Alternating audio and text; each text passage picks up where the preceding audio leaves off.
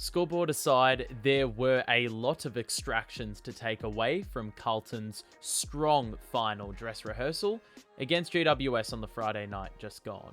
Returning in fresh faces and positional adjustments brought about discussion, but it was the performance of one young blue yet to register a senior game, who was a standout contributor, and now poses as a bolter for Carlton's 22 to face Richmond in round 1.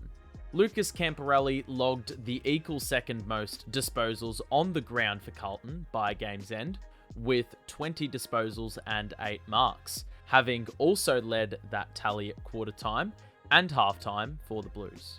And what the eye test suggested shouldn't be all that surprising.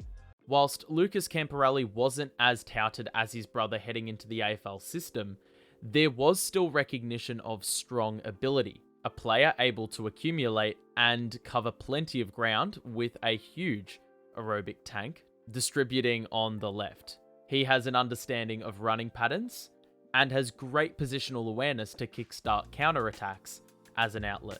He also has the ability to win footy inside and he's efficient with his kick. However, a lack of explosiveness can invite more pressure and lead to a lapse in decision making. His output against GWS perfectly aligns with this assessment of his game.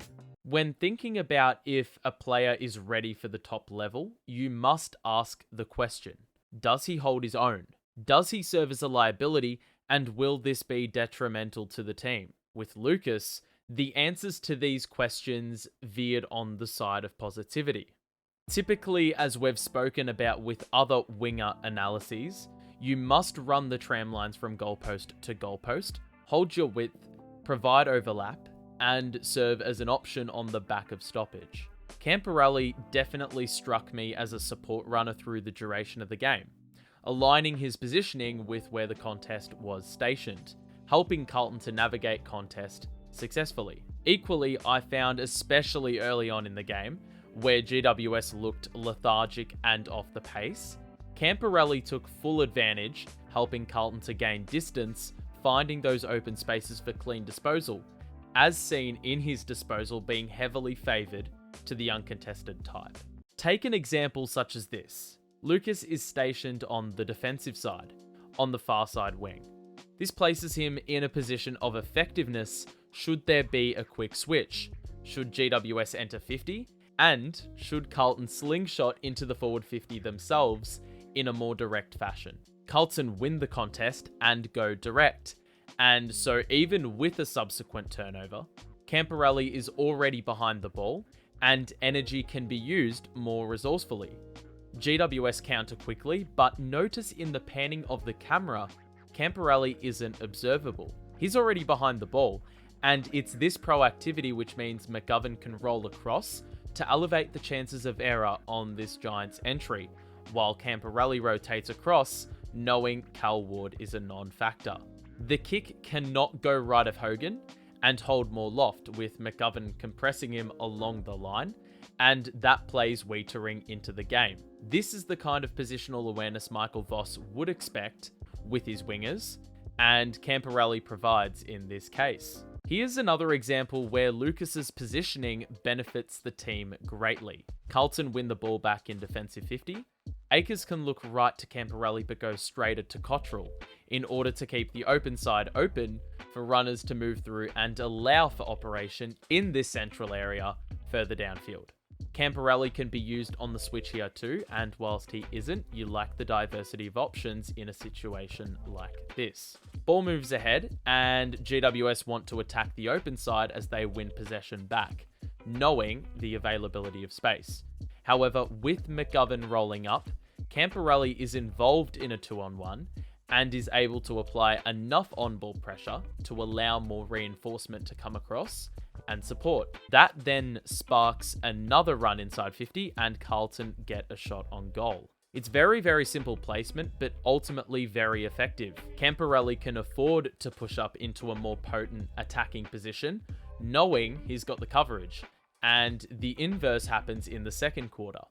He knows attackers will come up to cover his man, and the on-ball pressure is being delivered by defenders, so he can play his role on the last line. as he blocks off a potential gap for pacey Darcy Jones to attack through. This plays into an optimal outcome for the Blues for reasons as we've just mentioned. And then there's another alternate scenario like this. Camporeale can sit out on a position similar to the McGovern sequence because he knows his attackers will offset the impact of Cal Ward for peeling off and playing on the last line. Ward wants it on the back of the stoppage, he receives it, but his impact gets negated through a great Lewis Young pressure act, and Lockie Fogarty completes the play. Camporeale can be stationed in a strong position for re-entry on the outside, whilst the attackers compensate for the space Lucas has given his opponent. Here's another great example which has Camporeale serve well as a support runner, and then further down the play, he serves the exact same purpose again as Carlton swing the play laterally. This favours Lucas's left side, which he can swing onto, and is pretty stiff to not reap the reward with a goal for his efforts here. Here on a 50-metre penalty, Lucas has got the awareness to be well ahead of the play to allow Carlton's defenders to adopt higher up spaces as opposed to clogging these very spaces. Carlton can enter the forward 50 with 2 possessions as a result.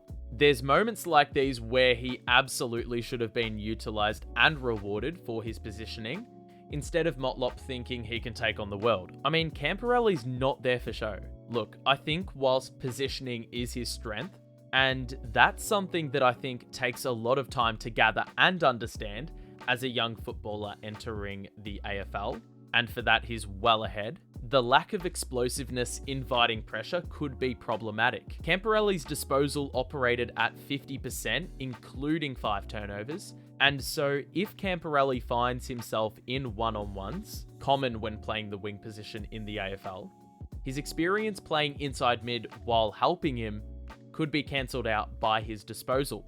And especially playing stronger sides, this can be detrimental and contribute to that liability conversation we had earlier. So if I had to answer whether or not Lucas Camporeale can hold his own, I think context is very important. Will opponents in the regular season be affording Camporeale the time and space he was afforded in preseason? If this tightens up, will he deliver on disposal or fall short like he did in preseason, or be negated for impact even? Look, I think Vossi will like what he saw, and Camporeale gives you more surety on the wing with his much larger frame, better for marking and ground level contests. His disposal was to be questioned, but it did feel like Camporeale had a very Carlton winger-esque game. Yes, that's a word I'm making up. And I think that places him in a very good place for round 1 selection. So I'll pose this question to you. Do you feel as if he's destined for this fate, or will he have to bide his time for an AFL debut? Show your support on the video, have a great rest of your day, and bye for now.